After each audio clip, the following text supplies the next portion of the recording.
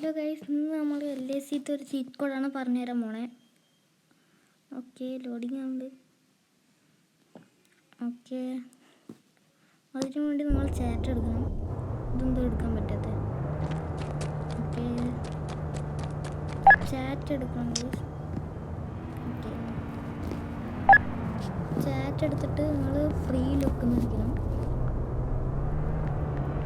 Free look ഇങ്ങനെ അടിക്കണം guys. എന്നിട്ട് ഇങ്ങനെ